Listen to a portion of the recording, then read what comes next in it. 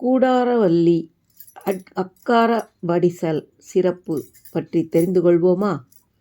மார்கழி 27வது நாள் கூடாரவல்லி என்று சிறப்பித்து கூறப்படும் நாள். இந்த நாளில் குறிப்பாக வைணவர்கள் சிறப்பாக நெய் வடிய பாலில் செய்த சர்க்கரை பொங்கல் எனும் அக்கார வடிசல் செய்து வழிபடுவர்.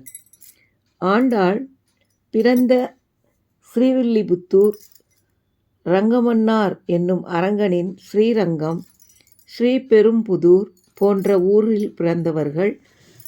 வைணவர்கள் அல்லாத சிலரும் கூட இதை மரபு வழியாக பின்பற்றி வருகிறார்கள். காரணம், கோதை நாச்சியார் பாடிய இந்த 27வது திருப்பாவை பாசுரம்தான். மார்கழி மாதத்தின் 27வது நாள் கூடாரவல்லி வைபவம் நடைபெறும். பாவை நோன்பு இருந்த ஆண்டாள் தனக்கும் ரங்கநாதருக்கும் திருமணம் செய்து வைத்தால் அக்கார வடிசலும் வெண்ணையும் சமர்ப்பிப்பதாக கள்ளழகர் பெருமாளிடம் வேண்டிக் கொள்கிறாள். திருவரங்கத்தில் ஆண்டாள் அரங்கனுடன் ஐக்கியமான பிறகு கள்ளழகருக்கு அக்கார வடிசலும் வெண்ணெய் சமர்ப்பிக்க முடியாமல் போனது. பின்னாளில் வந்த எம்பெருமானாகிய ராமானுஜர் இது பற்றி கேள்விப்பட்டு ஆண்டாள்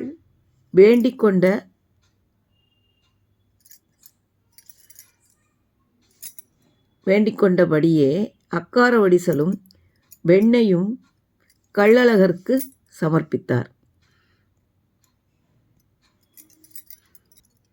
அதை அனைவரும் நினைவு கூறும் வகையில் கூடாரவல்லி வைபவத்தின் போது 120 லிட்டர் பால், 250 கிலோகிராம் அரிசி, 15 கிலோ கல்கண்டு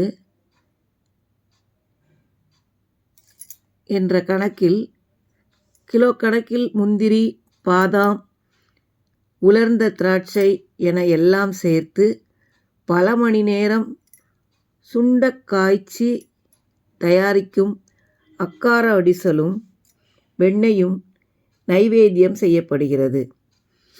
ஆண்டாள் அருளிச் செய்த 30 பாடல்கள் கொண்ட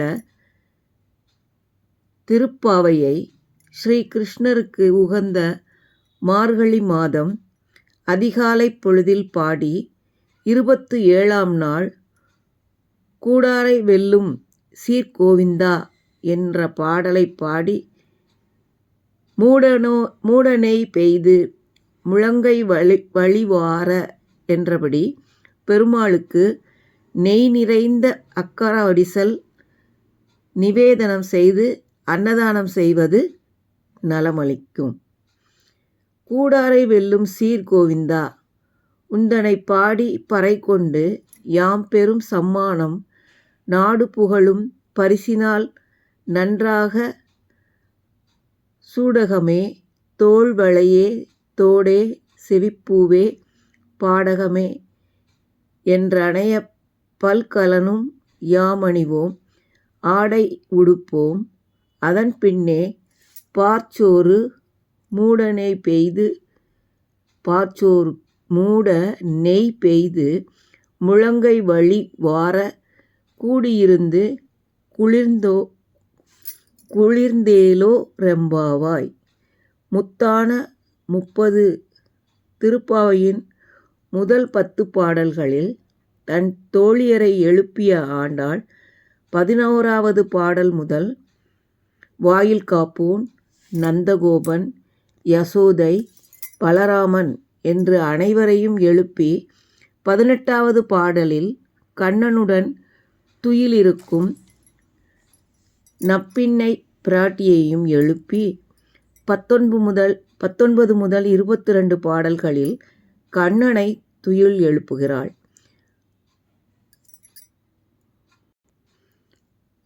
முதல் பாட்டு பாவை நோன்பு ஆரம்பிக்கும் முன் அதன் பலனை எடுத்து கூறுவது. இரண்டாம் பாட்டு நோன்பு விதிகளை கூறுவது. அடுத்த 8 பாடல்கள் அஷ்டமகா சித்திகளை எழுப்புவதுதான். 23ஆம் பாடல் கண்ணன் சிங்கம் போல எழுந்து வந்து சிங்காதனத்தில் அமர்ந்ததை கூறுகிறது. அப்படியானால் இனிமேல் கண்ணனை துயில் எழுப்ப தேவையில்லை. சுப்பிரபாதம் முடிந்துவிட்டது. கண்ணன் அலங்கரித்து வந்துவிட்டான். அவனை நாம் வந்த நோக்கத்தை அவனே அறிந்து அருளும்படி பணிக்கிறாள் ஆண்டாள். 24ஆம் பாடல் அர்ச்சனை போற்றிகள். 25ஆம் பாடல் தூப தீபம் நெருப்பை ஒழித்து வைத்தால் புகையும். இந்த பாட்டில் கண்ணனை ஆயர்பாடியில் ஒழித்து வளர்த்தால் அவன் அங்கே ஒளிந்து கொள்ளாமல் கம்சன் வயிற்றில் நெருப்பாக மாறி ஒளிந்து கொண்டு விடுகிறான். அதுதான் தூப தீபம். 26ஆம் பாடல் வாத்திய முழக்கம். தூபதீபம் முடிந்து நைவேத்தியம் படைப்பதை அனைவருக்கும் அறிவிக்கும் மணி முதலிய வாத்தியங்கள் முழங்க வேண்டும். 27ஆம் பாடல்தான் நைவேத்தியம். என்ன படைக்கின்றார்கள்? பால்சோறு மூட நெய் பெய்து அதை கண்ணன் முழங்கை வழிவார கூடியிருந்து, அதாவது வயிறு குளிர உண்ண வேண்டுகிறாள். 28ஆம் பாடல் பிழை பொறுத்தருளல் வேண்டும். சாதாரணமாக பூஜைகளில் மந்தஹீனம், கிரியாஹீனம், பக்திஹீனம் இப்படி ஏதாவது இருக்கிறதுக்கு வாய்ப்பு இருக்குது.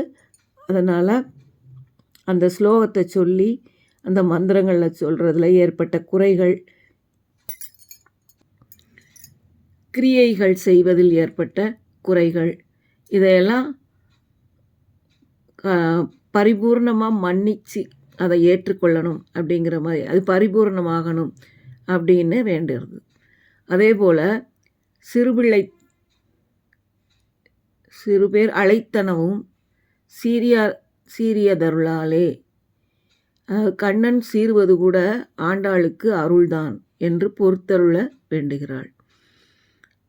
29ஆம் பாடல் திரும்பவும் வணங்குதல், புனர்பூஜை என்று சொல்லப்படுகிறது. பூஜையை ஒரே நாளில் முடித்துவிடாமல் தினமும் தொடர வேண்டும் என்பதற்காக அடுத்த நாள் காலையில் செய்வார்கள். ஆண்டாள் என்றைக்கும் ஏழேழ் பிறவிக்கும் உற்றமேயாவோம், உமக்கே யாம் ஆட்செய்வோம் என்று அடுத்த தினம் மட்டுமல்லாமல் அடுத்தடுத்த பிறவிகளிலெல்லாம் தொடர்ந்து வணங்குவதை உறுதி செய்கிறாள். 30வது பாடல் பலஸ்ருதி, அதாவது பூஜையினால் அடையும் பலன்களை கூறுவது. என்ன பரிசு? ஈரிரண்டு மால்வரை தோள் செங்கண் திருமுகத்து செல்வ திருமாலால் எங்கும் திருவருள் பெற்று இன்புறுவர் என்று அவன் அருளைத் தவிர பெரிய பரிசு தனக்கு எதுவும் இல்லை என்று மீண்டும் உறுதி செய்கிறாள் ஆண்டாள். 27வது நாள் இவ்வாறு நைவேத்தியம் படைப்பதால் கூடாரை வெல்லும் என்ற அந்த பாசுரத்தின் பெயராலேயே இந்த நாள் கூடாரை வெல்லும் கோவிந்தனின் மனதுக்கு உகந்தவளான கூடாரவல்லி கோதை நாச்சியார் பெயரால் வழங்கப்படுகிறது. இந்த நோன்பு நிறைவை கொண்டாடும் விதமாக இந்நாளில் பாலில் செய்த சர்க்கரை பொங்கல் நெய்விட்டு படைப்பர். சேனலுக்கு சப்ஸ்கிரைப் பண்ணுங்கள். நன்றி.